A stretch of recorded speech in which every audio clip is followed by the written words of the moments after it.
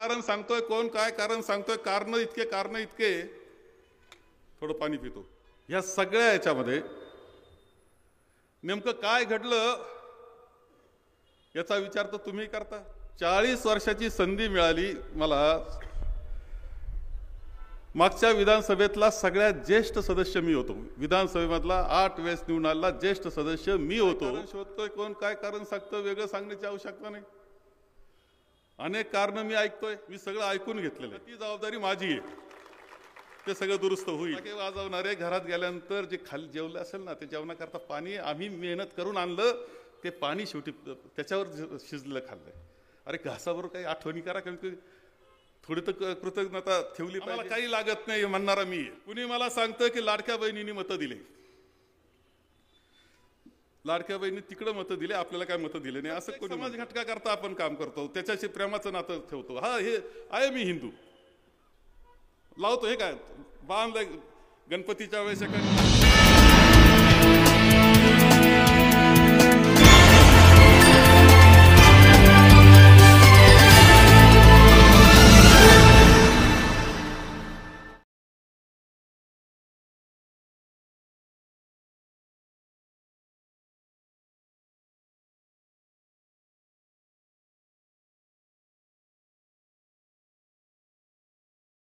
या कार्यक्रमाचं स्वागत आणि प्रास्ताविक माजी आमदार आदरणीय डॉक्टर तांबे साहेब यांना विनंती आहे, आपण स्वागत आणि प्रास्ताविक करावं। आपल्या सर्वांचे नेते, राज्याचे नेते, काँग्रेस वर्किंग कमिटीचे सदस्य, माजी मंत्री माननीय नामदार बाळासाहेब थोरात, आपल्या सर्वांचे मार्गदर्शक आदरणीय बाजीराव पाटील खेमनर, माधवरावजी कानोडे, आमदार सत्यजित तांबे, हिरालालजी पगडाल सर, वसीमबाई, आता खरं तर सर्वांचंच नाव बोलले की जयश्रीताई आहे, सौ दुर्गा तांबे, इथे सर्व आपले सर्व सन्माननीय पदाधिकारी इथे उपस्थित आहेत, वेगवेगळ्या संस्थांचे पदाधिकारी आहेत आणि सर्व तालुक्यातून उपस्थित झालेले मोठ्या संख्येने त्या ठिकाणी आता व्यासपीठावर खाली मैदानात जागा शिल्लक नाही आहे, तर मध्ये बसून आपण सर्वजण व्यवस्था करावी ही नम्र विनंती। मित्रांनो, आपण सर्वजण या ठिकाणी एकत्रित आलेलो आहोत ते नामदार साहेबांना ऐकण्यासाठी। त्यांच्या भावना, नुकताच झालेला निवडणूक विधानसभेची, मी त्याला पराजय म्हणणार नाही, मी त्याला घात म्हणतो। हा झालेला एक त्याचं कारण असं आहे मित्रांनो, सध्या जे राजकारणाचं स्वरूप डेव्हलप केलं जात आहे, स्वरूप निर्माण केलं जात आहे, त्यामध्ये एखाद्या व्यक्तीला जाणीवपूर्वक त्या ठिकाणी खोटा प्रचार, खोट्या गोष्टी सांगून बदनाम करायचं, मोठ्या प्रमाणावर, प्रचंड प्रमाणावर, मोठा शब्द अपुरा पडेल, प्रचंड किंवा अतिप्रचंड म्हणूया, पैशांचा वापर त्या ठिकाणी करायचा, लोकशाहीतली कुठलेही मूल्य त्या ठिकाणी न जपता, खरं तर निवडणूक आयोग या सगळ्यांच्याच विषयी लोकांच्या मनामध्ये विश्वास न राहणं ही मला वाटतं की लोकशाहीच्या दृष्टीने अत्यंत घातक गोष्ट आहे, ती या ठिकाणी होत आहे।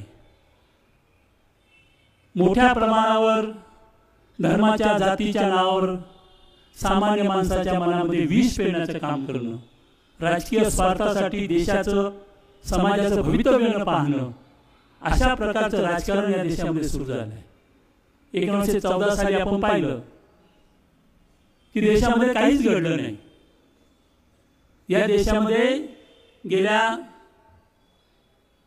स्वातंत्र्यानंतर काहीच घडलं नाही असा एक भ्रम निर्माण करण्याचा प्रयत्न करण्यात आला। पंडित नेहरू यांना बदनाम करण्याचा प्रयत्न, या देशाला ज्यांनी घडवलं, या देशासाठी ज्यांनी आपलं आयुष्याचं समर्पण केलं, अशा व्यक्तिमत्वांना त्या ठिकाणी चुकीच्या, खोट्या पद्धतीने त्यांचे इमेज, त्यांची प्रतिमा डागळण्याचा प्रयत्न करणं आणि त्यातून राजकारण निर्माण करणं, आजही या देशात काय चाललेलं आहे, जे चाललेलं आहे ते काही लोकांच्या फायद्याचं असेल आहे, परंतु ते देशाच्या फायद्याचं नाही किंवा या देशातल्या सामान्य माणसाच्या फायद्याचं नाही. शेतकरी अडचणीत आहे, शेतकरी दुःखी आहे, शेतकऱ्यांच्या पुढे अनेक समस्या आहेत. त्याच्या दुधाला भाव नाही, त्याच्या सोयाबीनला भाव नाही, याची चर्चा त्या ठिकाणी निवडणुकीमध्ये होत नाहीये. या देशामध्ये आम्ही युवकांचा देश म्हणतो. कोट्यावधी युवक आज बेरोजगारीला सामोरे जात आहे. तिथे कुठल्याही प्रकारच्या भरती होत नाहीये. भरती होत असताना कॉन्ट्रॅक्ट बेसिसवर भरती होत आहेत. त्या तरुणांच्या भवितव्याचं काय, या देशातल्या उद्योगधंद्यांचं काय, या महाराष्ट्रातले उद्योगधंदे पळवले जातात त्याचं काय. आणि म्हणून हे सगळं आम्ही सांगितलं निवडणूक आयोग केवळ कुणाला तरी फायदा व्हावा म्हणून निवडणूक पुढे जाणीवपूर्वक निवडणुका पुढे ढकलणं, त्याचं शेड्यूल बदलवणं, अशा पद्धतीचं राजकारण या ठिकाणी चालू आहे. आणि त्याचंच एक स्वरूप आपण संगमनेर तालुक्यामध्ये पाहिलं. तर मी नेहमी भाषणात लोकांना विचारायचो की बाळासाहेब थोरातांनी खऱ्या अर्थाने तर काय कमी, म्हणजे कुठली गोष्ट त्या ठिकाणी कमी राहिली त्यांच्याकडनं. मित्रांनो, गेल्या 40 वर्षामध्ये आपण पाहिलं साहेब 85 साली राजकारणात आले. पहिलं तर काम त्यांनी केलं, पाण्याचा प्रश्न म्हणून त्यांनी केला की ज्या भंडारा धरणाचं लाभक्षेत्र बदलण्याचं काम झालं. माझ्या माहितीप्रमाणे देशामध्ये घडलेली पहिला विषय असेल की भंडारा धरणाचं 30% पाणी संगमनेर आणि अकोल्याला, त्यातलं 20% पाणी आपल्याला मिळालं. ज्या पाईपलाईन आदरणीय दादांनी निर्माण केल्या होत्या त्या बेकायदेशीर म्हणून त्या ठिकाणी तोडण्याचा प्रयत्न होत होता. त्यांना कायदेशीर स्वरूप निर्माण करून द्यायचं काम बाळासाहेब थोरातांनी केलं. नंतरच्या काळात आपण बघतोय की प्रत्येक गावोगावी इतक्या योजना, प्रत्येक ज्या काही गावच्या मूलभूत गरजा असतील त्या पूर्ण करण्याचा प्रयत्न केला. एक नवीन राजकारण तरुणांना बरोबर घेऊन निर्माण करण्याचा प्रयत्न आपण संगमनेर तालुक्यामध्ये थोरात साहेबांच्या नेतृत्वाखाली थोरात साहेबांनी या ठिकाणी केलं. जे निळवंडे धरण होणारच नाही अशी भावना लोकांची झाली होती. अनेक लोकांनी जाणीवपूर्वक, अनेक म्हणण्यापेक्षा काही लोकांनी जाणीवपूर्वक हे निळवंडे धरण होऊ देत नव्हते.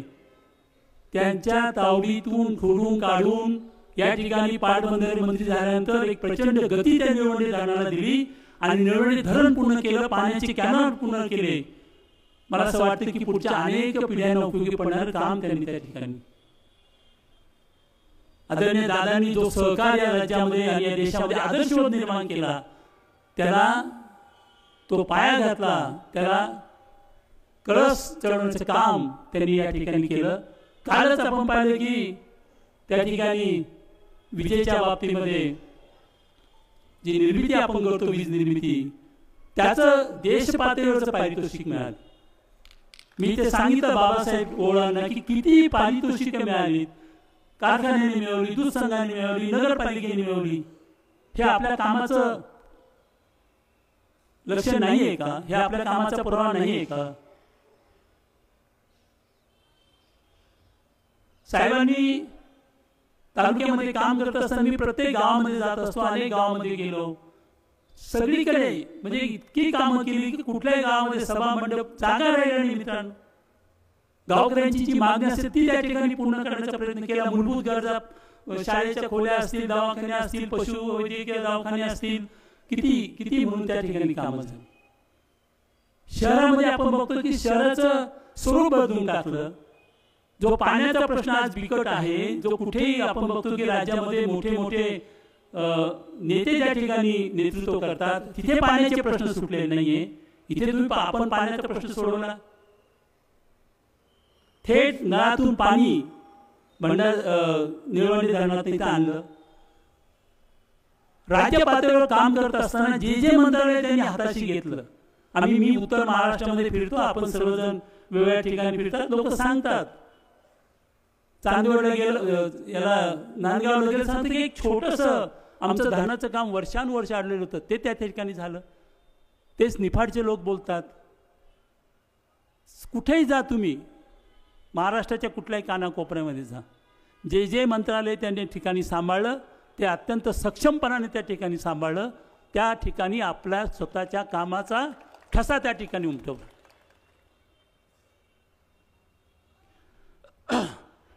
आणि म्हणून आपल्याला त्या ठिकाणी, म्हणून मी म्हटलं की हा पराभव नाही, हा घात आहे.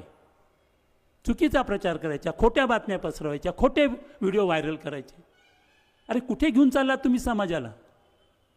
समाजाला कुठे घेऊन चाललात? इतका द्वेष निर्माण करायचा, इतक्या खोट्या बातम्या पसरवायच्या, आणि त्याच्यातून आणि प्रचंड पैशाचा वापर. आणि म्हणून या सगळ्यांचा परिपाक हा आहे.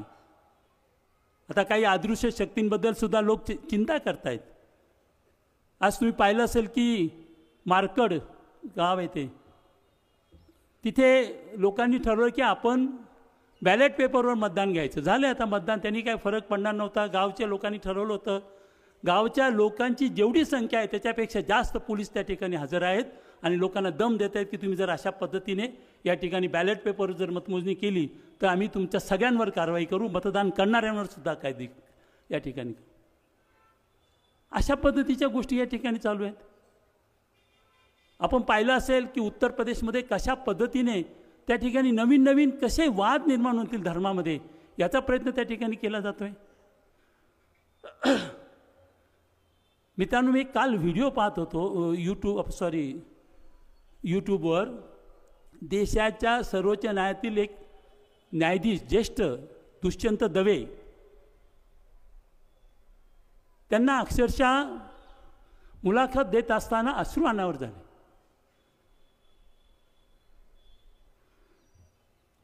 ते म्हणाले की काय होणार आहे, काय चाललंय.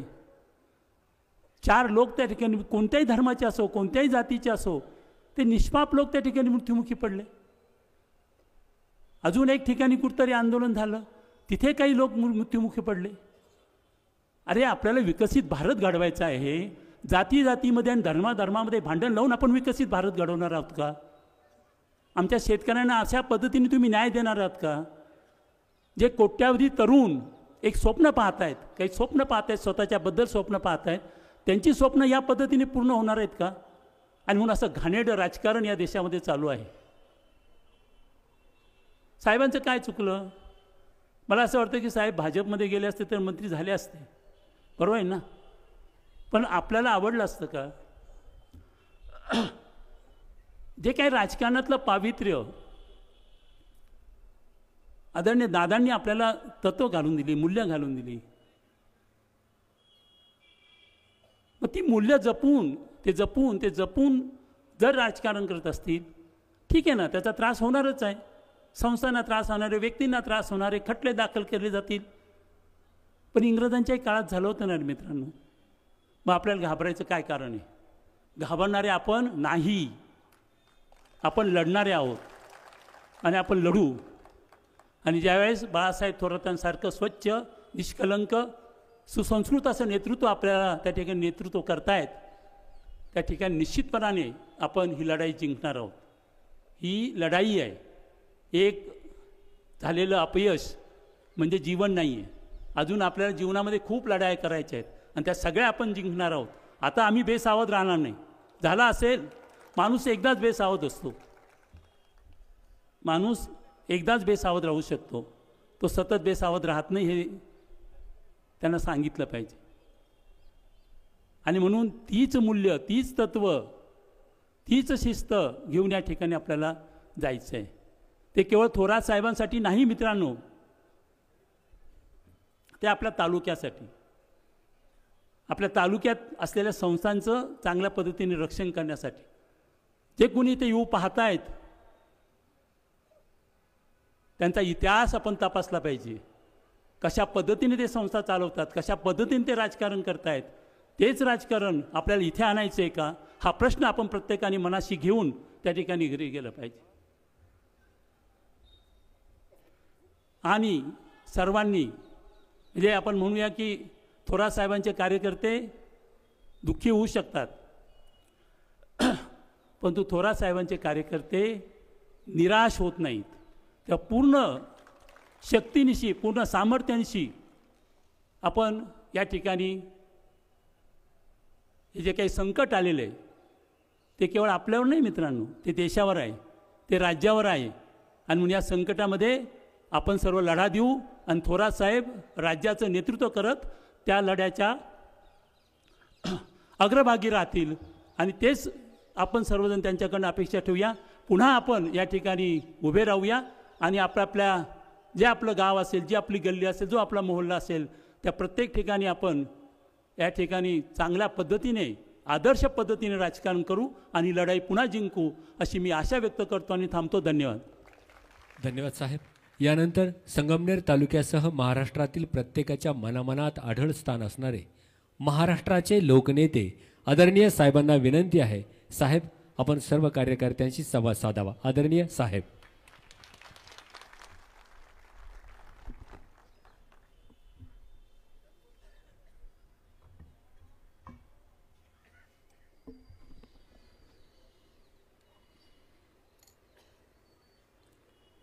आजच्या आपल्या कार्यकर्त्यांच्या मेळाव्यासाठी उपस्थित त्यांनी मार्गदर्शन आपल्याला सुरुवात केली, प्रास्ताविक केलं असे माननीय डॉक्टर सुधीरजी तांबे, माननीय बाजीराव पाटील खेमनर, माननीय माधवरावजी कानोडे, उपस्थित असलेले आमदार सत्यजित तांबे, प्राध्यापक हिरालालजी पगडाल, नगरपालिकेचे माजी उपनगराध्यक्ष वसीमभाई, उपस्थित असलेली सर्व आपली मान्यवर, बरीच आता सर्वजण खूप खाली बसलेले आहेत, सर्व माझ्या बंधू आणि भगिनी, आज आपण हा मेळावा, त्याला स्नेह मेळावा म्हटलं आणि आपण सर्वजण एकत्र आलेलो आहे. जास्त भाषणं नाही. आता माननीय डॉक्टर तांबेंनी प्रास्ताविक केलं. आता मी माझं निवेदन शांततेनं मांडायचं एवढाच आजचा हा कार्यक्रम आहे. ज्या भाषणानंतर ठोकाठोकीचा कार्यक्रम नंतर करू आपण. पगडाल सर भाषण करावं लागतील आपल्या नंतर.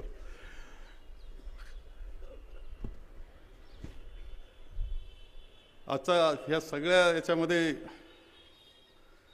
विधानसभेचा निकाल लागला, आपल्या सगळ्यांना एक धक्का बसला. आपण सर्वजण अपेक्षा करत होतो का किती मताधिक्य आपलं राहील, असा विचार आपण करत होतो का किती जादा, काही बेरजा हे सगळं काही चाललेलं होतं, बेरजा वजाबाक्या गुणाकार सगळं झालं आणि एक धक्का आपल्या सगळ्यांना निश्चितपणे बसला, हे काही नाकारता येणार नाही. या धक्क्यामध्ये खरं म्हणजे अनेक गोष्टींना विचार करायला भाग पाडणारा अशा प्रकारची ही गोष्ट आहे. अनेक गोष्टींचा या निमित्तानं सांगोपांग विचार हा आपण केला पाहिजे आणि म्हणून आजची ही बैठक मी कार्यकर्त्यांच्या चर्चेसाठी ही बोलवलेली आहे. खरं म्हणजे एकंदर आपण विचार करतो की आपल्या तालुक्यातलं राजकारण करीत असताना 1985 साली आपल्या या माझ्या राजकारणाची सुरुवात झाली. एका वेगळ्या पर्वाची आपली सुरुवात झाली आणि यामध्ये सगळ्यात महत्त्वाची गोष्ट कोणती असेल तर संगमनेर तालुक्याचं, संगमनेर शहराचं एक वेगळी राजकीय संस्कृती आपण निर्माण करण्यामध्ये यशस्वी झालो, ज्याच्यामध्ये द्वेषाला थारा नव्हता, ज्याच्यामध्ये राजकारणाच्या जागेवर होतं. राजकारणाव्यतिरिक्त कधी आपण एकदा निवडणुका संपल्यानंतर कोणतंही राजकारण नसायचं. एक अत्यंत शांततेनं बंधुभावानं चाललेलं तालुका शहर, असं विकासाच्या दिशेनं गतिमान झालेलं शहर आणि तालुका, असंच हे चित्र आपण सगळ्यांनी पाहिलं. आता ह्या सगळ्या याच्यामध्ये जी मला संधी मिळाली, 40 वर्षाची संधी मिळाली मला. मागच्या विधानसभेतला सगळ्यात ज्येष्ठ सदस्य मी होतो. विधानसभेमधला 8 वेळेस निवडून आलेला ज्येष्ठ सदस्य मी होतो. ही संधी तुम्ही दिली, हे नाकारता येणार नाही.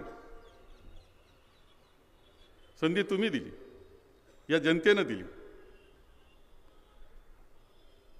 त्यांनी मला पाठवलं, परत परत पाठवलं, चांगल्या मताधिक्यानं पाठवलं. शेवटच्या याच्यामध्ये तर कधी कधी 2-2, 3-3 दिवसच मी मागचा अध्यक्ष होतो. मी 2 दिवस 3 दिवस फक्त आलो होतो तरी मोठं मताधिक्य दिलं. प्रत्येक वेळेस राज्याचा कारभार पाहण्याचा, राज्याच्या निवडणुका पाहण्याची संधी तुम्ही मला दिली. आणि यावेळेस सुद्धा तुम्ही सर्वजण काम करत होता. मी राज्यामध्ये फिरत होतो. मला विश्वास होता आपल्या सर्व मतदारांवर, तुमच्या सगळ्या कार्यकर्त्यांवर, का आपण विजयी होणार, चांगल्या पद्धतीनं विजयी होणार. प्रत्येक मतदाराचा, प्रत्येक कुटुंबाचा काही ना काही कारणानं संपर्क, हे वैशिष्ट्य आपल्या मतदारसंघाचं सातत्यानं राहिलेलं आहे. या सगळ्या याच्यामध्ये नेमकं काय घडलं याचा विचार तर तुम्ही करता, अनेक पद्धतीनं करता. कोण काय कारण शोधतोय, कोण काय कारण सांगतं, वेगळं सांगण्याची आवश्यकता नाही. अनेक कारणं मी ऐकतोय. मी 2 दिवस थांबलो. त्या 2 दिवसामध्ये तर मी कदाचित 3 दिवस होतो. पहिले 3 दिवसामध्ये काही हजार लोकांना भेटलो. राज्यातूनही खूप लोक येत होते, तुम्ही सगळे येत होते. प्रत्येकजण काही ना काही सांगत होता. मी सगळं ऐकून घेतलेलं आहे. आपल्याला मुख्य कारणावर जावं लागेल, कारणाचा शोध घ्यावा लागेल. जे कारण असतील ते दुरुस्त करावं लागेल. ही वस्तुस्थिती या निमित्तानं सांगतो आणि ती जबाबदारी माझी आहे. ते सगळं दुरुस्त होईल, दुरुस्त करू. असेल ते दोष निश्चितपणे पारखून घेऊ, असेल ते दोष दूर करण्याचा प्रयत्न करू. परंतु हे सगळं करत असताना एक वाटचाल जी झाली तिचा मागोवा घेणं सुद्धा मला आवश्यक वाटतं. खरं म्हणजे 40 वर्ष सामाजिक राजकीय जीवनात मी काम करत असताना मला राज्याच्या पातळीवर काम करण्याची संधी मिळाली. पहिले वर्ष 15 वर्ष आमदार म्हणून मी काम केलं. 99ला मी राज्यमंत्री झालो. मी म्हटलं असतं, आग्रह धरला असता तर मंत्रीपद मिळणं काही अवघड नव्हतं. मी सिनियर आमदारामध्ये होतो. 4थी टर्म सुरू झालेली होती. परंतु पाटबंधारे खातं मिळणार नाही असं वाटल्यानंतर मी राज्यमंत्री झालो. डॉक्टर पद्मसिंह पाटील कॅबिनेट मंत्री होते, सिनियर होते. त्यांचा पालकमंत्री उस्मानाबादचा झालो. आणि सगळ्यात महत्त्वाचं काम त्या कालखंडामध्ये काय झालं असेल तर आपल्या निळवंड्या धरणाला गती देण्याचं काम त्यावेळेस आपण केलं. दुसऱ्या दिवसाची बैठक आहे. दुसऱ्या दिवसाच्या बैठकीनंतर निळवंड्याच्या गती त्या पूर्णपणे दिली.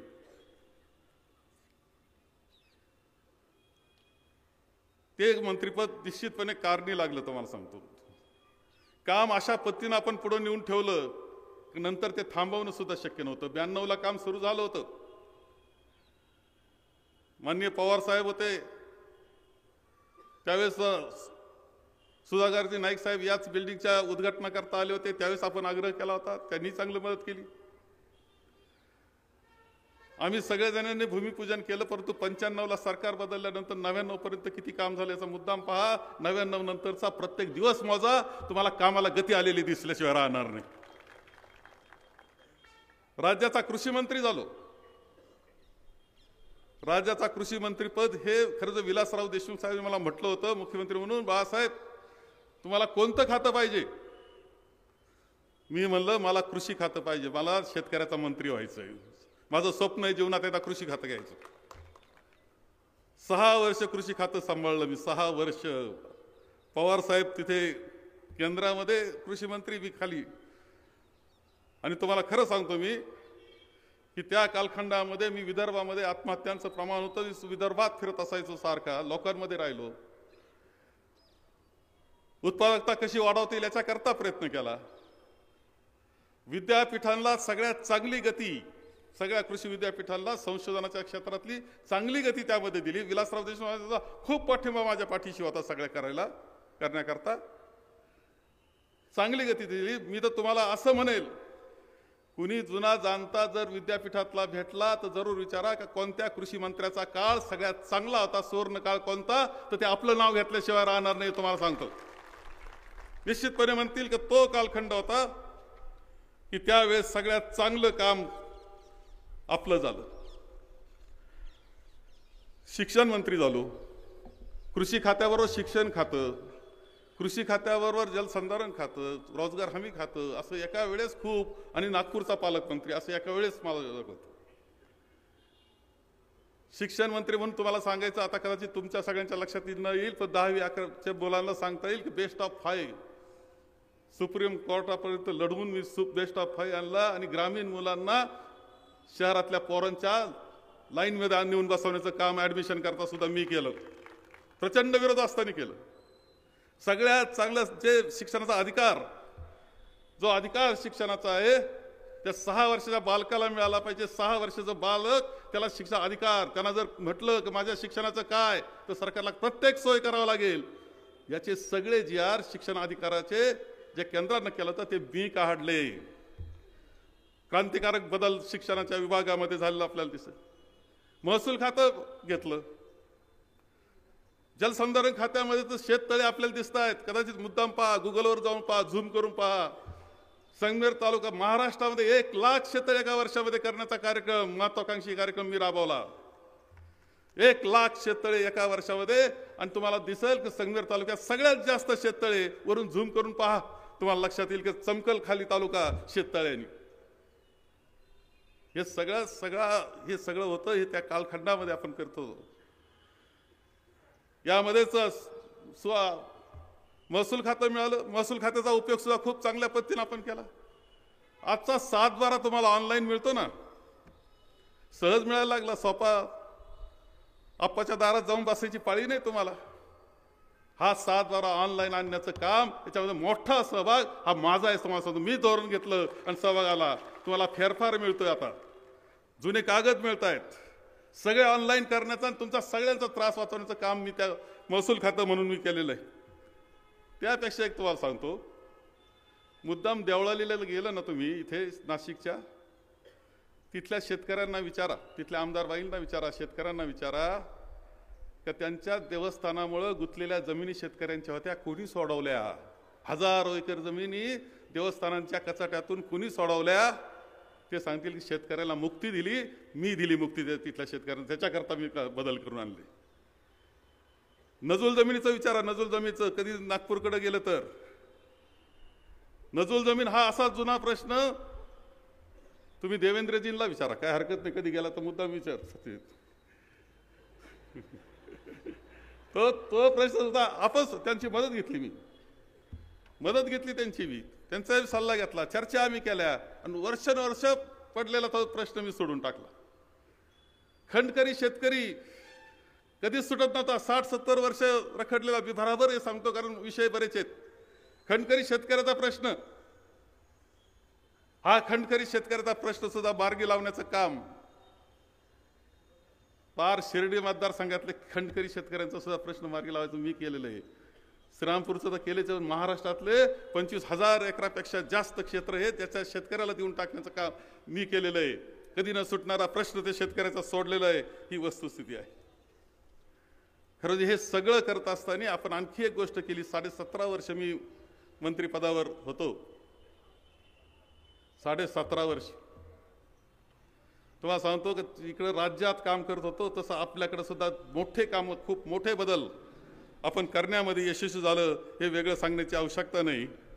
आणि जे काम मी विधानसभेत करतो, मंत्री म्हणून काम करत होतो, आमदार म्हणून काम करत होतो, शेवटी मला राष्ट्रपती महामहिम राष्ट्रपती द्रौपदी मुर्मूंच्या हस्ते माझा सन्मान विधानसभेत झालेला तुम्ही सगळ्यांनी पाहिला असेल.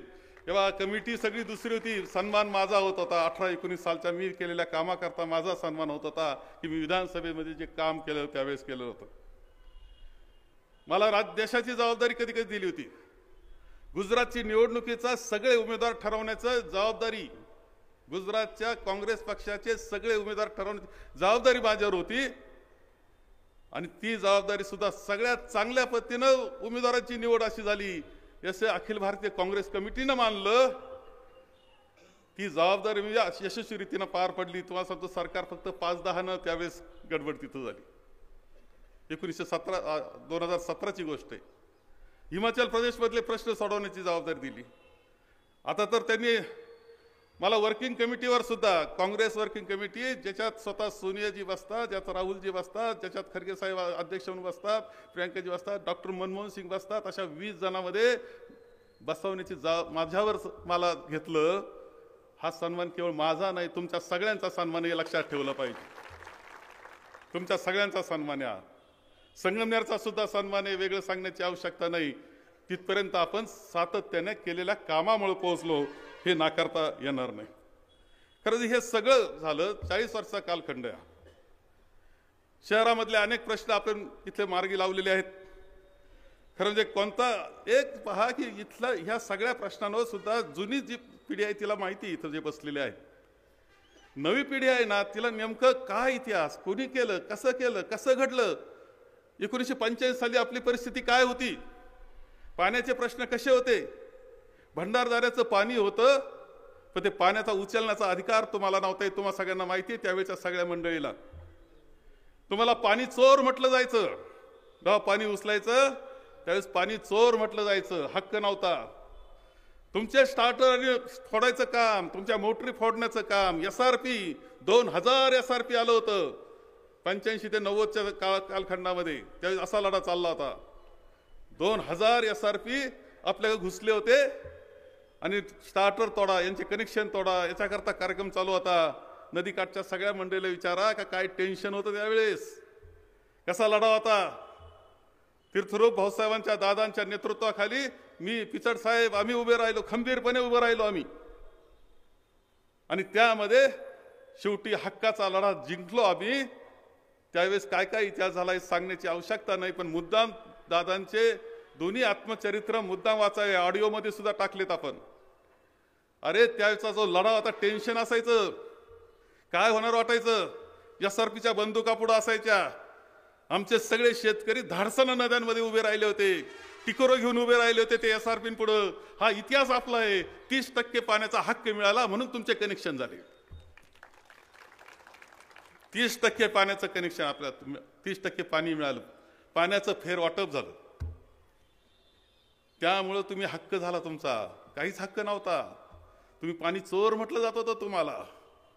तो हक्क आपण मिळवला आणि त्याच्यातून एक ही जी समृद्धी आज दिसते ना, त्याच्यातलं पाण्याच्या लढ्यातलं पहिलं यश ते होतं, हे नाकारता येणार नाही. पण 85ची लढाई जी होती तिच्यामध्ये तुम्हाला सांगतो की हे सुद्धा महत्वाचं होतं की आम्ही पाण्याची फेरवाटप करून घेऊ.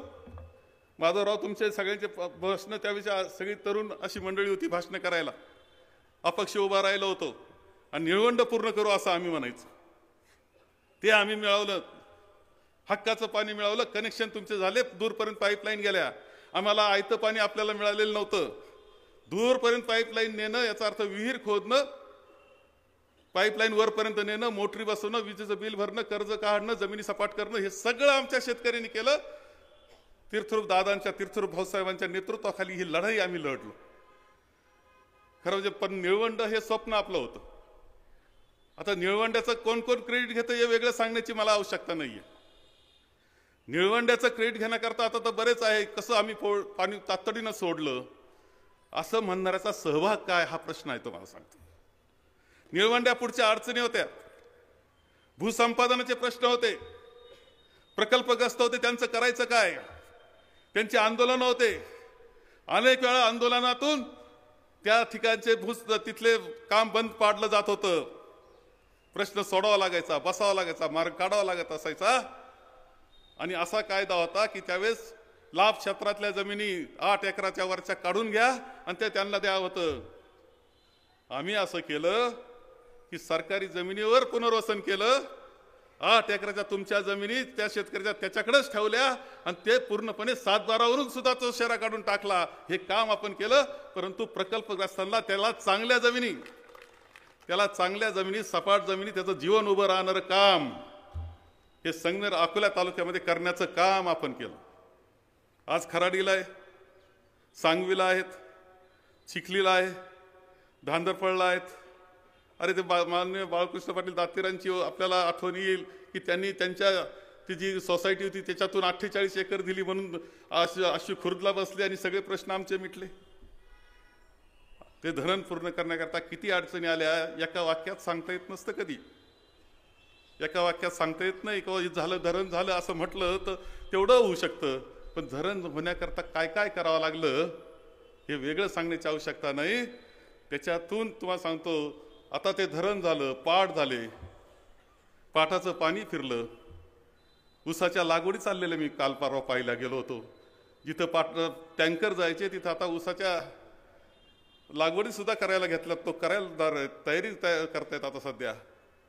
हा बदल केला, पण तो काही अचानक झाला असं नाही. त्याच्यामध्ये रक्ताचं पाणी करून काम करावं लागलंय आम्हाला आणि कार्यकर्त्यांना, म्हणून हे झालं. किती आंदोलनं केले ते वेगळाच विषय,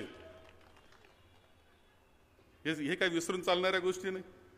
शहरासाठी डायरेक्ट पाईपलाईन आणली आपण, शहराचा 50 वर्षाचा पिण्याचा पाण्याचा प्रश्न सुटला. माननीय विलासराव देशमुख साहेबांचं नाव त्यांनी केलेल्या सहकार्याबद्दल मला त्यांचं घ्यावं लागणार आहे. मी अनेक वेळा ते सांगितलं, परत सांगत नाही. ज्या ठिकाणी प्रवरा नदीला बांध घालायचा होता आम्हाला, आम्ही एवढंच म्हणायचो फक्त 2 फूट बांध घालून त्या उंचीचा, तेवढं पाणी आढळलं तर आमच्या शहराचा पाणी प्रश्न सिटल, थोडंसं तुमचं पाणी तुम्हाला परत जाईल. एवढे आंदोलनं केले होते, किती आंदोलन करावं लागले होते. पाणी नव्हतं, पहिलं आपण पाईप टाकला, पिण्याचं पाणी आलं, गोड पाणी. आता 2ऱ्या 3ऱ्या मजल्यापर्यंत जातंय, गोड पाणी आहे, शुद्ध पाणी आहे. तुमच्या ॲक्वाला भारी पाणी येते, तुम्हाला सांगतो, ॲक्वाला भारी पाणी आहे. शहरामध्ये पूर्णपणे गेलंय, घरोघर गेलेलं आहे. पोटाचे आजार कमी झालेले आपल्या सगळ्यांना त्याच्यामध्ये निश्चितपणे दिसत आहेत. पण हे गेलं, आता पाहतोय आपण एवढं पाणी गेल्यानंतर जे चित्र आपल्याला दिसतंय, खरं शहराला पाणी मिळालं त्याची गोडी चांगली आहे. परंतु खरं सांगू का, परवा मध्ये बोलू नका, फटाके वाजवणारे होते ना परवा, ते घरात गेले, आपण कष्टानं केलं आणलेलं पाणी पिलं असेल बरं का. फटाके वाजवणारे घरात गेल्यानंतर जे खाली जेवलं असेल ना, ते जेवणाकरता पाणी आम्ही मेहनत करून आणलं, ते पाणी शेवटी त्याच्यावर शिजलेलं खाल्लंय. अरे घासाबरोबर काही आठवणी करा, कमी थोडी तर कृतज्ञता ठेवली पाहिजे, संवेदना ठेवली पाहिजे, कृतज्ञता असलीच पाहिजे. ह्या सगळ्या गोष्टी, पण ठीक आहे, त्याच्याबद्दल काही नाही. आता ते लोकशाही आहे, इकडं तिकडं विचार मांडू शकतात, मतं देऊ शकतात, वर हरकत नाही. पण जे केलं ते मान्य करण्याची दानत ठेवली पाहिजे, ती काहींमध्ये दिसत नाही. ही वस्तुस्थिती आपल्याला या निमित्तानं पाहायला मिळते. खरं जे आपला कारखाना आपला जो आहे, माळरानवारचा कारखाना आहे, कुठं पाटपाणी होतं, काय होतं, तो कारखाना उभा राहिला, दमाखाना उभा राहिला, आतापर्यंत चांगल्या पद्धतीनं चालवला. एवढंच नाही, तो चालवित असताना आता 14 लाखापर्यंत गळीत आपण करतोय, वीज पाठवतो आहोत, योग्य पद्धतीनं कायम भाव देण्याची पद्धत आपण पार पाडलेली आहे. हे वेगळं सांगण्याची आवश्यकता नाही. जे महाराष्ट्रातले सगळ्यात सुंदर कारखाने, चांगले चालवलेले कारखाने, ॲडमिनिस्ट्रेशन असलेले कारखाने, त्या कारखान्यामध्ये संगमेर कारखान्याचं नाव घेतलं तर म्हणून कालचं पारितोषिक आपल्याला मिळालेलं आपल्या सगळ्यांना दिसतं आहे. वेगळं सांगण्याची काही आवश्यकता नाही त्या बाबतीमध्ये. खरं त्यामध्ये कष्ट किती, वेगळं काय सांगायचं.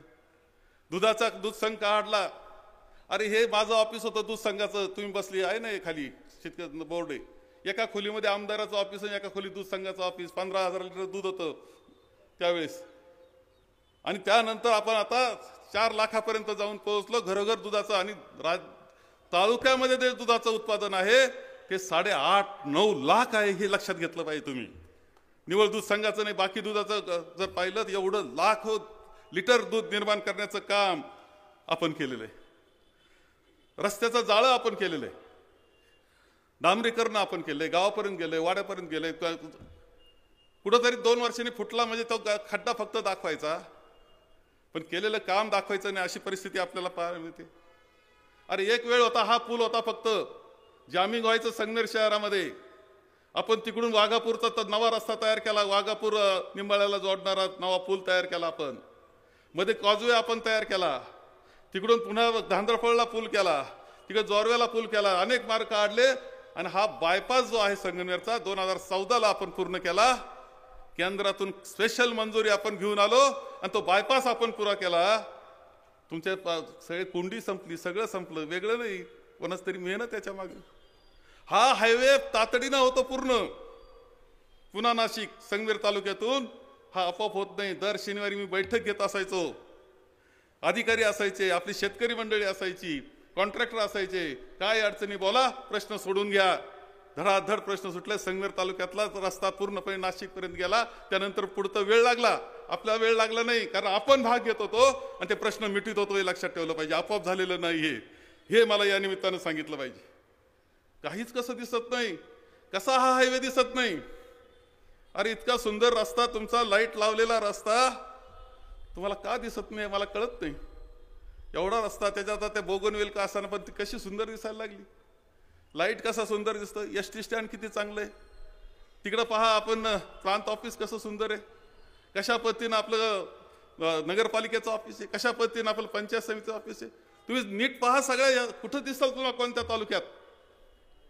तहसील ऑफिस, हे ऑफिस, सगळं करण्यामध्ये कुणीतरी पाठीशी असतं. तुम्हाला माहिती का, घरात काही आपोआप होत नाही. कुणीतरी धडपड करतं, प्रयत्न करतं, त्याच्यातून मार्ग निघत असतात आणि त्यातून उभं राहत असतं. हे वेगळं सांगण्याची आवश्यकता नाही. या सगळ्या इमारती उभ्या केल्या आपण, सहकारी संस्था सुंदर पद्धतीनं चालवल्या, बाजारपेठ याच्यामुळं फुलली. वेगळं सांगण्याची आवश्यकता नाही. त्याच्यातून रोजगार निर्माण झाला. सगळ्यात चांगली बाजारपेठ कोणती, सगळ्यात फुललेली दीपावलीची बाजारपेठ कोणती. एकामेकाला विचार, सारे कसा धंदा झाला. संगमनेर 1 नंबर नाव घेतला तर संगमनेरचा बाजारपेठ सगळ्यात चांगली बाजारपेठ. कशामुळे झाली, कशामुळे विकास झाला, कशामुळे डेव्हलपमेंट झाली. शिक्षण संस्था कशा उभ्या राहिल्या. आपली इंजिनिअरिंग कॉलेज, पॉलिटेक्निक कॉलेज, आदरणीय वसंतदादांचा फोटो मुद्दाम आपण मोठा लावलाय, कारण त्यांनी ते दिलेलं आहे. आपल्याला कुणी जर उपकार केले तर त्याचा उपकाराचं नोंद घेण्याची पद्धत आहे आपली. वसंतदादांचा फोटो आपण पहा. इथले सगळे, आता परत सांगत नाही, पण सगळ्या कॉलेजेसला माझा पाठिंबा राहिला. कोणी काढत असो, विरोधक काढत असलं तरी सही करणारा मी एक, आणि आपले मुलं शिकणार होते. त्यांना मी नाव ठेवत नाही. ते विरोधात काय ते गेले असतील, पण लेव्हल कधी सोडली नव्हती हे लक्षात घ्या. त्यांनी विरोध करत असताना सुद्धा लेव्हलमध्ये विरोध असायचा त्यांचा. पण संस्था किती, 10 तर मेडिकल कॉलेज आहे. तुम्ही मोजले का नाही कधी. एवढे मुलं शिकतायत. आज इंजिनिअरिंग कॉलेजला परत काल सन्मान मिळाला टाइम्स ऑफ इंडियाचा. देश पातळीवर यानं सर्वे जो केला त्याचा आपल्या इंजिनिअरिंग कॉलेज सगळ्यात बेस्ट इंजिनिअरिंग कॉलेज म्हणून आपल्याला हे केलेलं आहे. ह्या शिक्षणाच्या सुविधा, हे डॉक्टर निर्माण होणं, इंजिनियर, घरोघर इंजिनियर निर्माण झाले, जगात जायला लागले. हे कसं जायला लागले, का झालं, हे वेगळं सांगण्याची आवश्यकता आहे का. याच्याकरता मेहनत आहे, चालवणं आहे, ठीक आहे. जिथे करता माणूस चांगला मिळतो तिथं ते प्रपंच पुढे जातो. तसा आपला प्रपंच पुढे गेलेला आपल्या सगळ्यांना दिसलेला आहे. आणि हे सगळ्यात महत्त्वाची गोष्ट या निमित्तानं मी तुम्हाला सांगतोय. आपण पाहतोय की पाणी पुरवठा योजना किती मंजूर केल्या आपण. 2.5 वर्षाच्या काळामध्ये जवळपास 700-800 कोटी रुपयाच्या नुसत्या पाणी पुरवठा योजना मंजूर केल्या. त्याला गती देण्याचा प्रयत्न आपण केला. एवढंच नाही, ती यशोधन, हे यशोधन उल्लेख केला पाहिजे. मला आज मी सेतू हा प्रकार महसूल मंत्री असताना मी आणला की सगळ्यांना सहज त्यांचे दाखले मिळाले पाहिजे. त्यावेळेस मी सुवर्ण जयंती अभियान राबवलं होतं आणि दाखले सहज देण्याचा उपक्रम घेतला होता. त्या याच्यामध्ये आपण सेतू चालवायला घेतले. सेतूच्या नंतर आपला काय त्रास झाला वेगळा सांगण्याची आवश्यकता नाही. तो त्रास मलाच नाही, लोकांनाही झाला. परंतु दाखले देणं असेल, आपले जनसेवक, अरे एखाद्या गरीब माणसाला फोन केला की माझं घरामध्ये आजारी माणूस आहे, तर जनसेवक तासाभरात पोहोचतो. एखाद्याने सांगितलं का माझ्या दाखल्याची अडचण झाली, तर जनसेवक तासाभरामध्ये पोहोचतो आणि त्याला मदत करतो. ही सिस्टीम पूर्णपणे राज्यात कुठं नाही अशी गरिबांकरताची व्यवस्था ही आपण केलेली आहे, या संगमेर तालुक्यात केलेली आहे. हे सुद्धा आदर्श असं उदाहरण आपल्याला सगळ्यांना सांगता येण्यासारखं आहे. हे सुद्धा मी या निमित्ताने आपल्याला सांगेल. आणि हे सगळं करत असताना तुमचे एवढे रस्त्याचे ठेकेदार, हे या सगळ्यांचा विचार करता एक गोष्ट सांगतो, कोणाच्या चहाला निपताळी नाही बरं का. आपण कोणाच्या चहाचा रुपयाचा निपताळी नाही, कोणाचे काही उपकार घेतलेले नाही. एकच म्हणायचं, तुम्ही गुणवत्ता चांगली ठेवा, आम्हाला काही लागत नाही म्हणणारा मी. विचारून घ्या कोणाला कधी त्रास झाला का, कोणत्या व्यापाऱ्याला कधी टोल लावला का, त्याच्याकडून काही वसुली करण्याचा प्रयत्न केला का, वर्गण्या काढण्याचा प्रयत्न केला, कोणाला ब्लॅकमेल करण्याचा प्रयत्न केला का. 40 वर्षाच्या कालखंडामध्ये वावगा शब्द गेला असं माणूस दाखवायचं का वावगा शब्द गेला, चुकीचे शब्द बोलले मी, त्याचं मन दुखावलं. कधी नाही. आपण कोणाचं मन दुखावायचं नाही.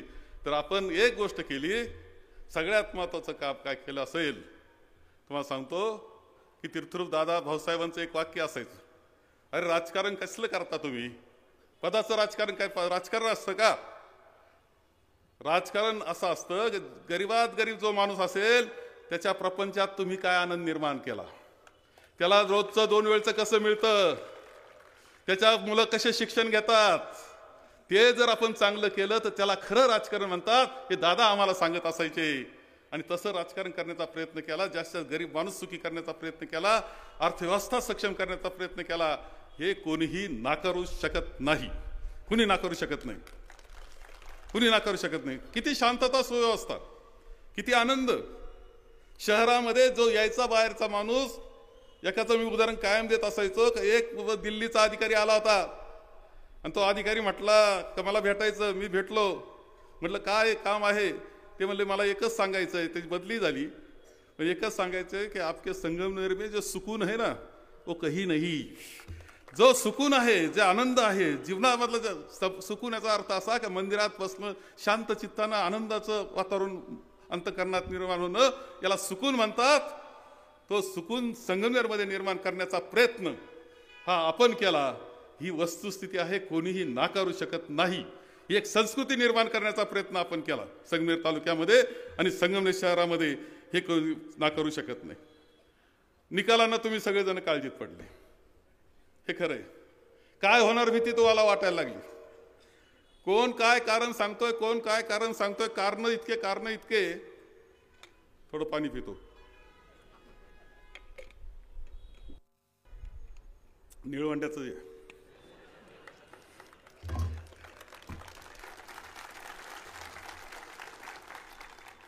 कारण काय काय सांगायला लागले.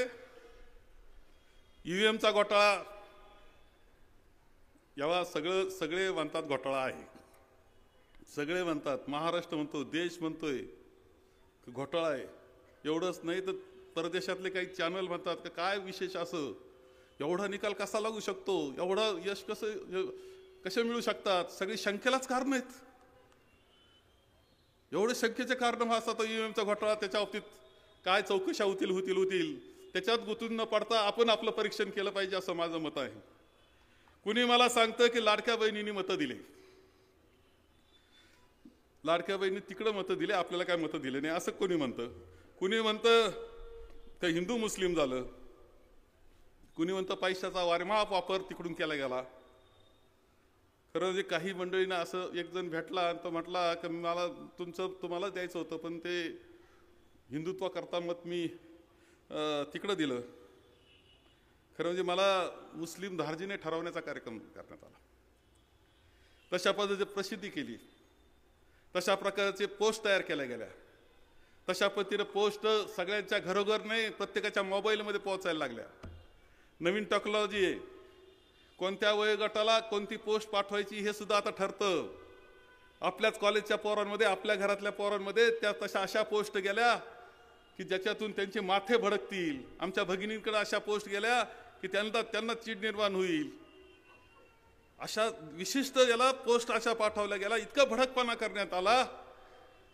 आणि बऱ्याच मंडळीचं मन बदललं का अरे हा खरं काहीतरी चुकतंय, काहीतरी झालंय. आणि त्याच्यातून असं दाखवलं का मी मुस्लिम धार्जिण आहे. एक गोष्ट सांगतो, एक खरं आहे की माझी जी पद्धत आहे राजकारणाची, त्या राजकारणाच्या पद्धतीमध्ये सगळ्या समाज घटकांना घेऊन जाण्याची जबाबदारी ही माझी आहे. आमदार म्हणून, पालक म्हणून मी मानतो. तुम्हाला लक्षात येईल सगळ्यांना, प्रत्येक समाज घटकाकरता आपण काम करतो, त्याच्याशी प्रेमाचं नातं ठेवतो. हा हे आहे, मी हिंदू लावतो. हे काय बांधलंय गणपतीच्या वेळेस एकाने माझ्या मला आनंद आहे, त्याचा मला अभिमान आहे. पण मी दुसऱ्याचा द्वेष करीत नाही, त्यांचा आदर करतो, हे लक्षात ठेवायला पाहिजे. अरे आपण समाज घटकातले जे निराळे समाज आहेत, त्या समाजाच्या प्रत्येक समाजाला स्थान देतो, मानाचं स्थान देतो. कौतुकानं त्याचं कौतुक करतो. तू चांगला कार्य करताय, चल कर काम म्हणणारे आपण आहोत सगळ्या समाज घटकांना. अरे कोणाला आठवणार नाही, आपल्या कुंभार समाजाची ओबीसी महिला सुनमताई जोरवेकर कुंभार सामाजिक बिचारी गेली. मी त्या आमच्या निशाताईचं चांगलं काम चाललं होतं, निशाताई कोकणेंचं. तिला म्हटलं तू थांब बाई, तू चांगलं काम करते थांब. म्हटलं मला त्या सुनंदाताईला कुंभार समाजातल्या काय ओबीसी महिलेला मला करायचंय का सभापती. तिनं सुद्धा चांगलं काम करून दाखवलं. कुणी विचार करता का तुम्ही बाकी ठिकाणी पहा काय असते स्थिती. प्रत्येक घटकाला आपण संधी दिली. ओपन याच्यात आपण उभं केलं. कधी कधी रागवले काही माणसं कसं काय असं करतायत ओपन याच्यात, हा समाजाचा कसा. म्हणलं काही नाही, इथं समाज विमाज काही नाही, सगळ्यांनी मतं द्यायचे, दिले मतं, प्रचंड मताधिक्याने निवडून दिलं. अशी अनेक उदाहरणं दाखवतो मी. तेव्हा हे करतो आपण. एक वेगळं असं वातावरण आपण या संगमेर तालुक्यात निर्माण केलं की तिथं भेदभावाला जागा नाही. जिथं सगळे एकत्र असतात, बंधुभाव असतो, हे वातावरण निर्माण करण्याचं काम आणि त्यांच्यामध्ये आत्मविश्वास निर्माण करण्याचं, छोट्या छोट्या घटकामध्ये आत्मविश्वास निर्माण करण्याचं काम आपण केलं. खरं म्हणजे या सगळ्या याच्यामध्ये ज्यावेळेस मुस्लिम समाजाचा विषय येतो तो मुद्दाम बोललं पाहिजे. बोलण्याचं मी ठरवलं. याला कारण असं आहे की फारच विष पेरण्याचा कार्यक्रम मोठ्या प्रमाणावर आपल्यामध्ये केलेला आहे, हे मी नाकारत नाही. मला सांगा की 85च्या अगोदरचं संगमनेर कसं होतं, काय प्रसिद्धी होती संगमनेरची. दंगलीचं शहर म्हणून प्रसिद्ध होतं. दंगलीचं शहर म्हणजे संगमनेर, सतत दंगली चाललेलं शहर. 85 नंतर मी आमदार झाल्यानंतर कधीच दंगल झाली नाही. याला कारण असं की आम्ही दोन्ही समाजामध्ये बंधुभावाचं वातावरण निर्माण करण्यामध्ये यशस्वी झालो. मग त्यांना हे कसं दिसत नाही, माझ्यावर आरोप करणाऱ्यांना हे कसं दिसत नाही की यांनी अरे 40 वर्ष बंधुभावाचं वातावरण ठेवलं, दंगली होऊ दिलं नाही, वातावरण चांगलं ठेवलं, व्यापार एकमेकाचा वाढत गेला, एकमेक जायला लागले. हे निर्माण करण्यामध्ये काही कष्ट असतात ते नाकारता येत नाही. हे का दिसलं नाही. आपण काय आता काय संगमनेरमध्ये कमी केलं होतं. तीर्थक्षेत्राच्या विकासामध्ये कुठं खांडगाववाले बसले असतील कुठेतरी.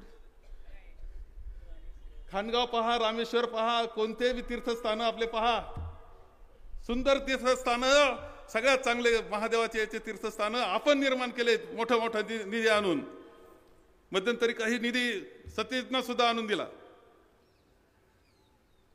सुंदर तीर्थस्थान आहे.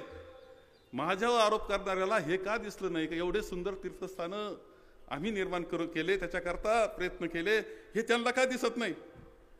गणपती उत्सव आपला गणपती उत्सव एवढा सुंदर पद्धतीनं होतो. डॉक्टर आम्ही कदाचित 100 दुर्गा आपण 100 आरत्या केल्या असतील. प्रत्येक ठिकाणी गेलो, त्यांच्या मंडळाचा कार्यकर्त्याच्या पाठीवर शाबासकी थाप दिली. याच्या पलीकडे जाऊन तुम्हाला एक गोष्ट सांगतो की रंगार गल्लीमध्ये असलेला मानाचा गणपती सोमेश्वर गणपतीच्या मंडळामध्ये तो प्रथम निघतो. 25 वर्षापूर्वी मी सुरुवात अशी केली की तो मानाचा गणपती सकाळी 7ला आम्ही तिथं जातो, सकाळी 7 वाजता. आणि न चुकता मी सकाळी 7ला तिथं पोहोचलेलो आहे. कुणी बसलेत का नाही इथं रंगार गल्ली, तिकडे लांब बसले, किशोर पवार बसलेले. किशोर सकाळी 7ला असतो का नाही मी, तुम्ही तर रात्रभर जागेच असता. मी सकाळी 7ला तिथं हजर. तिथं महादेवाचं जे तीर्थस्थान आहे त्याची पूजा, त्यानंतर गणपती 8 वाजता तप गणपती सुरू. त्याच्यामध्ये कोणताही गुलाल नाही, कोणता गुलाल नाही, चुकीचं काही नाही. तो कोणता आता डीजे का काय ती भानगड नाही. एवढंच नाही तर सन्मान करीत, सगळ्या समाजाचा सन्मान करीत तो गणपती मानानं निघतो, सन्मान घेत निघतो, सगळ्यांकडून सन्मान घेत निघतो. ही 25 वर्ष सातत्यानं चालवलेली परंपरा. अरे ही का तुम्हाला माझी दिसली नाही. हरिनाम सप्तेचं होतात, गावगाव जाऊन हजेरी लावणारा मी आहे, तिथं महाराजांचा सत्कार करणारा मी आहे. त्याच्यामध्ये माझं हिंदुत्व तुम्हाला नाही दिसलं. एवढंच नाही तर त्या वारकरी संप्रदायाच्या ज्या परंपरा आहे त्याचं पूर्ण पालन आम्ही करतो, त्यामध्ये तुम्हाला आम्ही दिसलो नाही. तुम्हाला खरं म्हणजे आपण तळेगावचा हरिनाम सप्ताह एवढा मोठा केला. आपण संत गंगागिरी महाराजांचा, महंत गंगागिरी महाराजांचा उत्कृष्ट सप्ताह केला. जोरव्याला तो सप्ताह केला, खांडगावला तो सप्ताह केला, वडगाव पानला मी सप्ताह केला. वारकरी संप्रदायाचा मी त्याच्यामध्ये होतो. करणारे कार्यकर्ते स्थानिक होते पण मी असायचो त्यात. पुढाकार माझा असायचा. डिग्रसला केला. अरे हे हरिनाम सप्ते करणारे आणि पुढाकार घेणारे आणि तिथल्या कार्यकर्ते सगळे असायचे, त्यांच्याबरोबर मी पायी म्हणजे पायाला भेगा पडायच्या, चालायचो मी त्यांच्यामध्ये, वाढायचं पंक्ती मी पाहायचो. तुम्हाला याच्यात माझं काहीच दिसलं नाही का? तुम्हाला हे दिसलं नाही माझं? एवढंच नाही तर तुम्हाला सांगतो की संभाजी महाराज, आता खरं म्हणजे संभाजी महाराजांचं नाट्य आणि संभाजी महाराज खरे संभाजी महाराज दाखवण्याचं काम मी केलं रे, तुम्हाला नाही जमलं कोणाला. 4 दिवस 50,000 लोक होते का नव्हते? संभाजी महाराज कसे होते दाखवण्याचं काम करणारा मीच आहे. आणि माझ्याबद्दल विष पेरायचा कार्यक्रम करता, मनामध्ये विष घालवता. हे तुम्ही करता फक्त राजकारणा करता करता, निवडणुकी करता करताय. आपले डोके ठीक ठेवले पाहिजे की असं विष पेरू दिलं नाही पाहिजे. आपल्या घरातल्या मुलांना सांगितलं पाहिजे, आया बहिणींना सांगितलं पाहिजे की हे असं विष पेरलं जातंय. समाजात वाद लावण्याचा प्रयत्न होतोय. अरे आता खरं सांगतो की इथल्या ज्या हिंदू संघटनांना माझी इच्छा एकच की कोणाचा राग नका करू, गडबडी ना करू, दंगली बिगली झाल्या नाही पाहिजे याची काळजी घ्या. त्यांचा द्वेष कधी केला नाही आपण. अरे आमची जयाताई गणपती विसर्जनाच्या कार्यक्रमामध्ये बजरंग दल आणि ती एकत्र, तुम्हाला नाही दिसलं त्याच्यामध्ये आमचं सगळ्या समाजाला बरोबर घेऊन जाणार चित्र? तुम्हाला का नाही आठवलं त्यावेळेस? ते सगळे एकत्र असतात यावेळेस. काही ठिकाणं अशा असतात की ते सगळ्यांनी एकत्र आलं पाहिजे, एका विचारानं आलं पाहिजे, चाललं पाहिजे, तर सगळ्या समाजाला बरोबर घेत चाललं पाहिजे. हे केलंय आम्ही, कधी द्वेष केला नाही. तुम्हाला तो आणखी एक गोष्ट सहज सांगेल. मध्यंतरी हिंदूचा मोठा मोर्चा झाला, आम्हाला टेन्शन आलं. काही मंडळीचा, तुमचं नव्हतं संगमेरवाल्यांचं, काही मंडळीचं होतं का संगमेर तालुक्यात दंगली कशा घडतील याचा प्रयत्न करण्याचा प्रयत्न काही लोकांचा होता. नाकारता येत नाही. तुमचं स्वास्थ्य बिघडवायचं होतं, त्याच्याकरता धडपड त्यांची चालली होती. कोणाची मॅनेजमेंट होती मुद्दाम तपासून पहा. तेव्हा त्याच्यात आपले शहाणे सुरते सगळे माणसं होते की शांततेनं पार पडलं, मी नाकारत नाही. समनापूरला एक घटना घडली. मी त्यावेळेस आपल्या निळवंड्याच्या पाठाचं पाणीपूजन केलं होतं निळवंड्याला, त्यावेळेस मी बोललो. दुर्दैवानं काही त्याच्यामध्ये कोणाला थोडंसं धक्काबुक्की झाली आणि त्याच्यामध्ये जे मुलं होते ना ते दुसऱ्या तालुक्यातले होते. 15 पोरं दुसऱ्या तालुक्यातले सापडले, त्यांना अटक झाली. अटक झाल्यानंतर जामीन द्यायला कोणी येईना. त्यांचं नुकसान होऊ नये शेवटी जामिनाची व्यवस्था आपण केली बरं का. कोणत्या? त्या दुसऱ्या तालुक्यातल्या मुलांची की ज्यांनी तिथे गडबड केली होती ती. म्हणजे असं पाहतो आपण, चला झालंय, शिक्षा झाली, चला मिटवा बरं. एक लक्षात घ्या, याच्यामध्ये एक सूत्र आहे माझं की जो चुकतो त्या गुन्हेगार जो आहे कुठं असो, गुन्हेगाराला ना जात असते ना फक्त त्याला काही धर्म असतो. गुन्हेगार असतो, गुन्हेगाराला शिक्षा झाली पाहिजे. तुम्ही असं दाखवा का एखादा गुन्हेगार आहे, एखादा मुस्लिम समाजाचा गुन्हेगार आहे, मी पाठीशी घालतो असं तुम्हाला दिसायचं नाही. कोणत्याच गुन्हेगाराला पाठीशी घालायचं काही कारण नसतं. मी तिथं पाठीशी घालत नाही. त्याला शिक्षा झाली पाहिजे. चुकलाय ना, चल शिक्षा. पण त्याच्याकरता अख्ख्या समाजाला दोषी धरायचं हे योग्य नसतं. हे आम्ही कायम सांगत आलो. फक्त गुन्हेगाराला तुम्ही एखादा शिक्षा करा. हे तर तत्वज्ञान आहे, हा विचार आहे. याला राजधर्म म्हणतात. गुन्हेगाराला शिक्षा, जो असेल तो सक्का भाऊ असेल तरी शिक्षा, याला राजधर्म म्हणतात. तुम्हाला सांगतो, राजधर्म पाळण्याचा प्रयत्न सातत्यानं आपण केला. खरं म्हणजे आता काही हे झाल्यापासून गडबड आहे. आता मंडळी आता इथं शेडगावला आणि रहीमपूरला गट ऑफिस काढले, नोंदी द्या म्हणायला लागले. तिथे प्रवरा कारखान्याचं गट ऑफिस आता रहीमपूरला आणि शेडगावला काढण्यात आलेलं आहे. तिथं नोंदी द्या म्हणायला लागले. एवढं धाडस कसं व्हायला लागलं का आपल्याकडे गट ऑफिस काढायचं? याचा अर्थ असा, एक लक्षात घ्या तुम्ही सगळेजण, माझं वाक्य लक्षात घ्या. तुम्ही सगळे वाक्य लक्षात घ्या. तुमच्या जीवनाशी निगडीत असलेली गोष्ट मी बोलतोय. हे गट ऑफिस काढणं रहीमपूरला आणि शेडगावला, याचा अर्थ असा की हा हल्ला तुमच्या सहकारी संस्थेवर सुद्धा सुरू झालेला आहे. ह्या सहकारी संस्था साखर कारखान्यावर हल्ला सुरू झाला. तिथं गट ऑफिस काढणं, ऊसाच्या नोंदी घ्यायच्या म्हणतात, तिथून ऊस न्यायचा म्हणतात, असं काहीतरी सुरू झालेलं आहे. एंट्री तिकडून केलेली आहे. आत्मविश्वास थोडा वाढलेला आहे त्यांचा असं दिसतंय.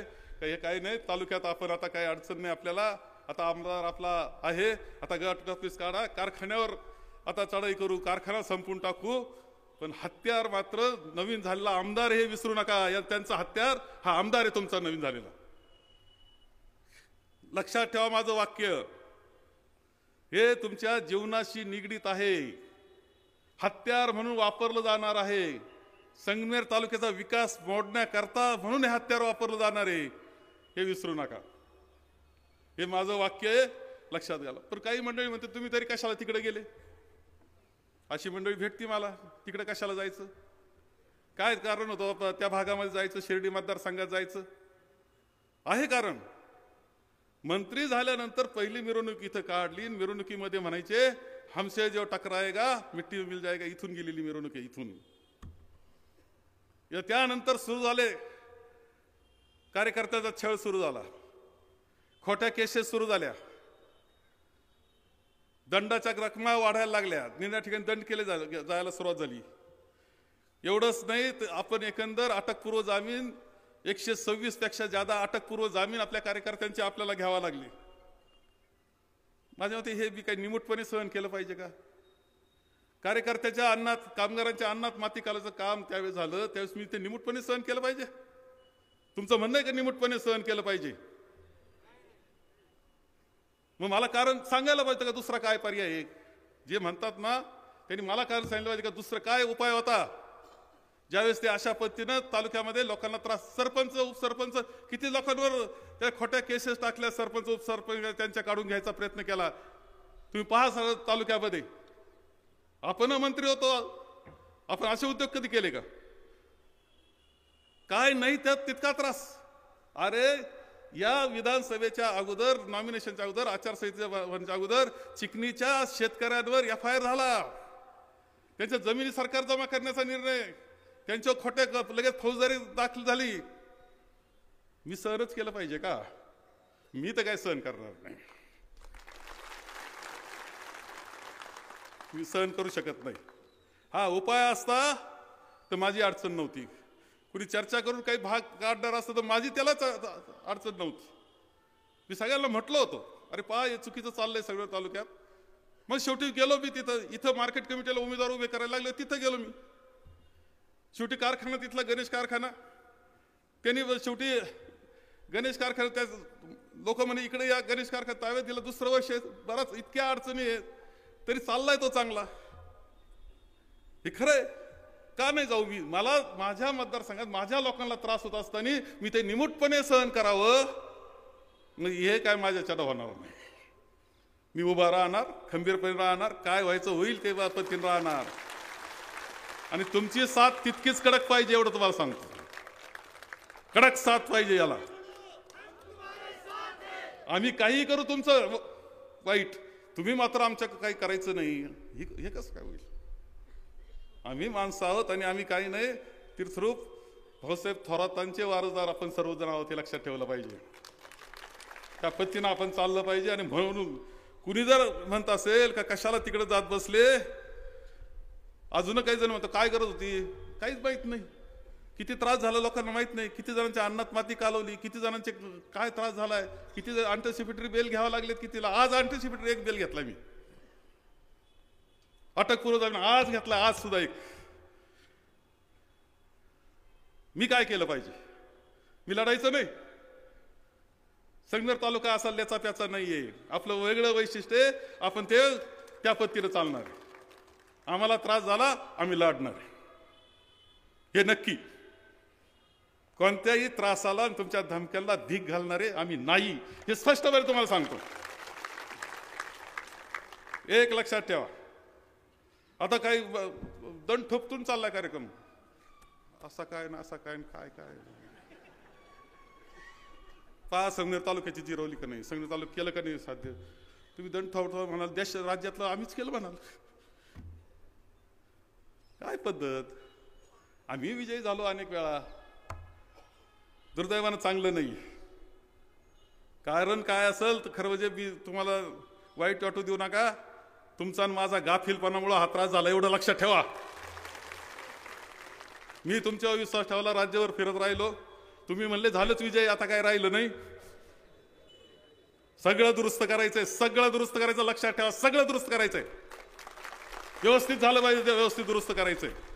तेव्हा कोणतंही राजकारण जे असतं ना, तुम्हाला किती मोठा आमदार व्हा, खासदार व्हा, मंत्री व्हा, नाही तर मुख्यमंत्री पंतप्रधान व्हा, जनता ज्याच्या पाठीशी तो समर्थ असतो. मला खात्री आहे की ज्या पद्धतीनं झालं इलेक्शन त्याच्यामध्ये जनता माझ्याच पाठीशी आणि आपणच समर्थ राहणार आहेत. गडबडून जायचं काही कारण नाही, तुम्हाला सांगतो, खरं सांगतो. घाबरून जायचं काही कारण नाही. एका ठिकाणी त्रास झाला तर 1000 तिथं उभं राहायची तयारी आपण ठेवा. वेळ प्रसंगी रस्त्यावर जायची पाळेल तर रस्त्यावर जायची तयारी ठेवा. एक लक्षात ठेवा तुम्ही, सगळ्यात महत्वाची गोष्ट, तुमचं जे राजकारण आहे संगमेर तालुक्याचं, तेव्हा मी तिकडे जातो ना, सांगितलं तिकडे जातो, पण चांगलं करायला जातो का वाईट करायला कधी गेलो नाही अजून. चांगलं करायला जातो, भावना चांगली आहे, माणसं आहे, शेवटी माणसं येते, कोणाला त्रास नाही, चांगलंच करतो मी. जे इकडं चांगलं ते तिकडं देण्याचा प्रयत्न मी करतो. जे ॲडमिनिस्ट्रेशन कारखान्याचं आपलं आहे ते गणेशला चालवलं, चांगला कारखाना चाललेला आपल्या सगळ्यांना दिसतो. नाही तर गणेश आणि तनपुरे कारखान्याचं काय झालं राहुरीच्या, तुम्हाला वेगळं सांगण्याची आवश्यकता नाही. आणखी बोलायच्या वेळेस ते बी बोलता येईल, आणखी पाहू काय करायचं. पण एक तुम्हाला सांगतो की आपलं फाउंडेशन आहे ना राजकारणाचं, ते बिलकुल मजबूत आहे, लक्षात ठेवा. कॉन्क्रीट आहे, पक्का कॉन्क्रीट फाउंडेशन आहे आपलं. वर थोडं हल्लं असेल, फाउंडेशन हल्लेलं नाही. आपलं फाउंडेशन बिलकुल हल्लेलं नाहीये. आणि प्रत्येक फाउंडेशनाचे खांब तुम्ही आहे, सगळे लक्षात ठेवा, वरचे खांब तुम्ही आहे.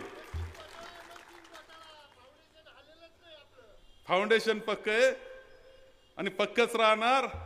आणि सगळंच दुरुस्त करायची जबाबदारी शेवटी असं आहे की ही ताकद तुमची आहे ना, या ताकदीच्या जोरावर सगळे संकट आपण दूर करू, काही अडचण नाही. मी लक्षात वेळ बघतो, मी जातो प्रत्येक गावाला येतो तुमच्या. उद्या मी सकाळी मंगळापूरला जाणार आहे 9 वाजता, सगळ्यात चांगलं मतदान केलं म्हणून.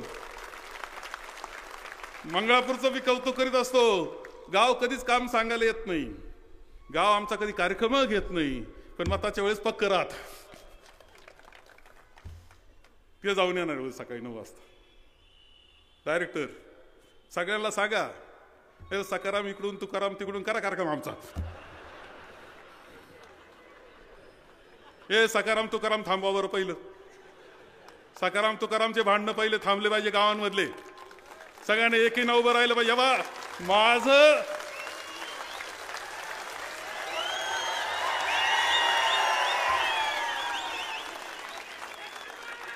माझं व्यक्तिगत काय नुकसान होणार रे, काय नुकसान होणार रे, माझं काय नुकसान होणार रे. माझ्या गरजा तुम्हाला माहिती आहे का? संध्याकाळी अर्धीच ज्वारीची भाकर खातोय. माझं नाही तुम्हाला सांगतो. त्या दिवसाचं उदाहरण सांगतो मला. त्या दिवशी मी ज्यावेळेस मतमोजणी झाली आणि मी ऐकलं, मला फार काही वाटलं नाही. मी म्हटलं असं आहे की 40 वर्ष आमदारकी केलेली, 40 वर्ष आमदारकी, फार थोड्यांच्या नशिबात ती आमदारकी 40 वर्ष आणि सरलाट पद्धतीनं आणि प्रचंड मताधिक्यानं विजयी होत केलेली आहे. मला परत असं वाटलं की अरे आपण काम जे केलं ना, राज्यात सुद्धा चांगलं देखणं काम केलं. राज्यातला कोणी माणूस नाव ठेवणार नाही एक सोडून. आणि त्यांना म्हटलं होतं तुलना करायला कधी या, म्हटलं की नाही 5 वेळा नाही आले.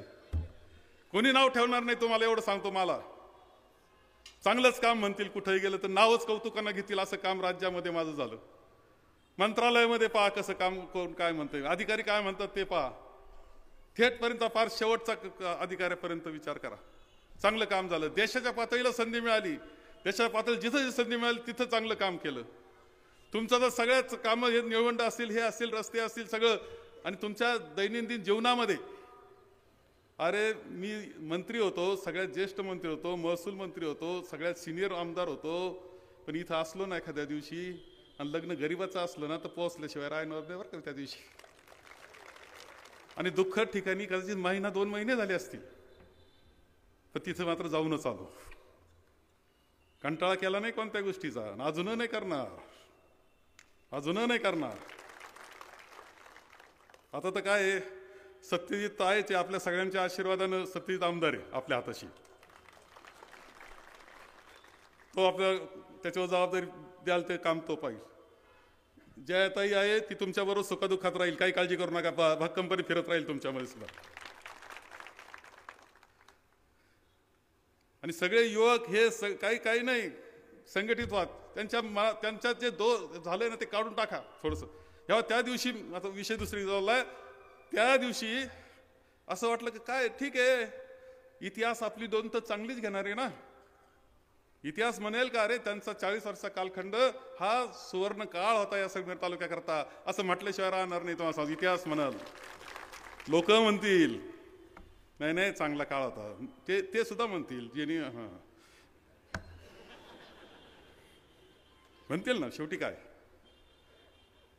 आता तर आपण पाहतोय की संत ज्ञानेश्वरी सगळेच म्हणतात संत ज्ञानेश्वरी मोठा संत, त्रास दिला असेल ते म्हणू शकतात, आता काय अडचण. एव्हा हेच लक्षात घ्या. म्हणून मी असा मस्त होतो, पण ज्यावेळेस रात्री डोकं टेकवलं ना त्यावेळेस एक गोष्ट लक्षात आली. एखादा बाप असतो आणि तो विचार करतो की आपण एवढं कमावलं, हे वैभव तयार केलं, हे सगळं केलं, पण आपण गेल्यावर पुढं काय होणार या वैभवाचा असा विचार तो करीत असतो. बरोबर आहे ना.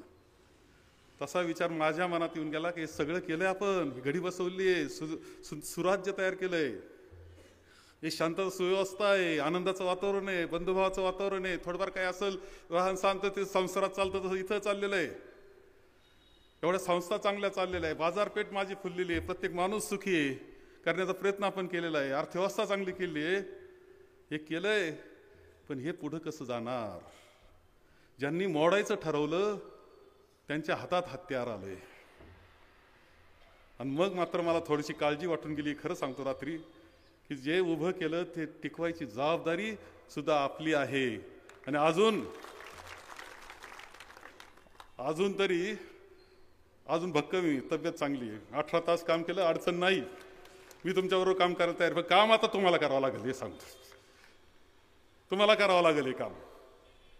आणि हे टिकवायची, ही घडी टिकवायची, आपल्याला ही व्यवस्था टिकवायची, इथलं राजकारण चांगलं टिकवायचंय, सुव्यवस्थेचं राजकारण करायचंय, द्वेषाचं राजकारण करायचं नाही, अर्थव्यवस्था चांगली करायची, सुख गरिबाच्या घरी आणखी चांगल्या पद्धतीनं आनंद निर्माण करण्याचा प्रयत्न करायचा आहे. तुम्हाला निळवंड्याचं पाणी दिलं पण अजून काम राहिलं बाकी, ते म्हणजे पाणी उतारा का गेलंय, चढाचं काय, हा प्रश्न सगळ्यांचा होता. मी होतो 5 वर्ष त्याच्यावर काम करीत होतो, पाणी परवानग्या घेत होतो, कशा पद्धतीने चढावरचे जे राहिले त्यांना पाणी देता येईल याचा विचार करीत होतो, प्लॅन त्याचा तयार करीत होतो. मला काळजी वाटून गेली आता काय होणार याची. पण ते आपल्यालाच करावं लागेल, हे तुम्हाला सांगतो, दुसरा कोणी करू शकत नाही. पाणी पळवायचा कार्यक्रम झाला नाही म्हणजे मिळवली, ती काळजी घ्यावं लागेल.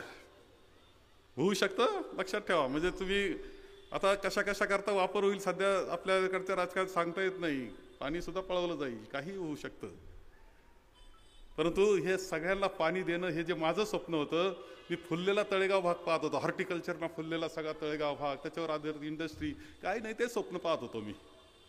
आज अडचणीत आहे मी आज अडचणीत का ते स्वप्न माझ्या हातात पूर्ण करायचे नसले तरी आपण सगळे मेहनतीनं चळवळीनं ते स्वप्न पूर्ण केल्याशिवाय राहणार नाही, ही ग्वाही तुम्हाला देतो मी. तुम्हाला त्यांना काही वाटत असं तळेगाव भागात, आता ते काय झालं, अहो ते काय लाटा आल्या मला माहिती, पण निळवंड वाहून गेलं त्याच्यात. पण जाऊ द्या, काही हरकत नाही. तेव्हा कधी आपण मोठं मन सोडून द्यायचं आणि कामाला लागायचं पुन्हा. त्या पद्धतीनं आपल्याला काम करावं लागणार आहे आणि जास्तीत जास्त चांगलं काम आपल्याला करावं लागणार आहे.